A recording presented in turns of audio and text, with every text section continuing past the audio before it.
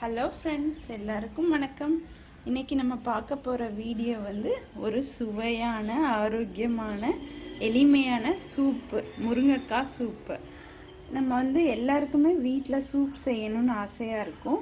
ஆனால் நம்ம பண்ணுற சூப் தண்ணியாக இருக்கும். அது என்ன தான் ஹெல்த்தியாக இருந்தாலும் தண்ணியாக இருக்கிறதுனால வீட்டில் இருக்கவங்களுக்கு அது சாப்பிட அவ்வளோ பிடிக்காது. இது ரெஸ்டாரண்ட்டில் பார்த்தோன்னா நல்லா திக்காக க்ரீமியாக இருக்கிறதுனால நம்ம எல்லோரும் விரும்பி சாப்பிடுவோம். இப்போது அதே ஸ்டைல் ரெஸ்டாரண்ட் சூப்பை நம்ம எளிமையாக வீட்டிலையே தயாரிக்க போகிறோம். இதுக்கு தேவையான பொருள்கள்: முருங்கைக்காய் 2, உருளைக்கிழங்கு 3.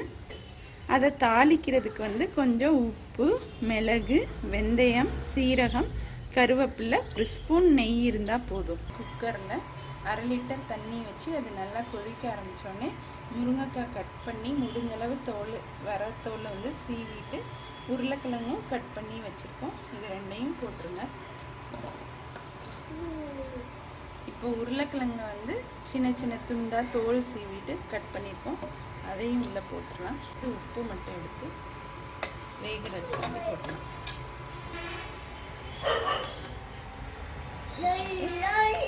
ஹை ஸ்பீடில் வச்சு 3 விசில் வச்சா போதும்.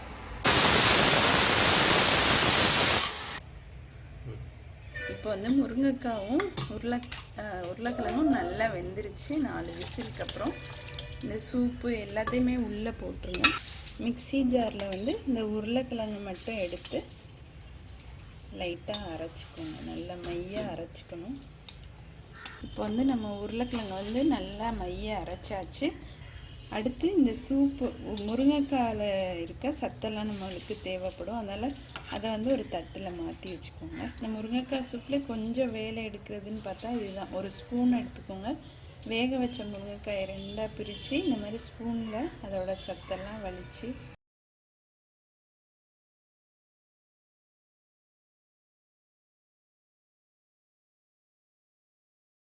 இப்போ நம்ம இந்த எல்லா முருங்கைக்காயில் இருக்க சத்தையும் இப்படி ஒன்றா எடுத்து இங்கே வச்சுருக்கோம். இதை இப்போ நம்ம அரைச்சி வச்ச உருளைக்கிழங்கோடு சேர்த்து இதையும் போட்டு அரைக்கணும். இப்போ முருங்கைக்காய் உருளைக்கிழங்கு 2ஐயுமே நம்ம அரைச்சி வச்சாச்சு. அடுப்பை ஆன் பண்ணி குக்கரை வச்ச பிறகு 2 ஸ்பூன் நெய் வச்சு சீரகமும் வெந்தயமும் போடணும்.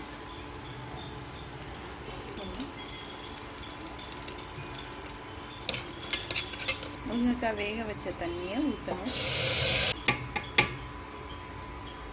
அடுத்து நம்ம அரைச்ச விழுதை அதில் சேர்க்கணும்.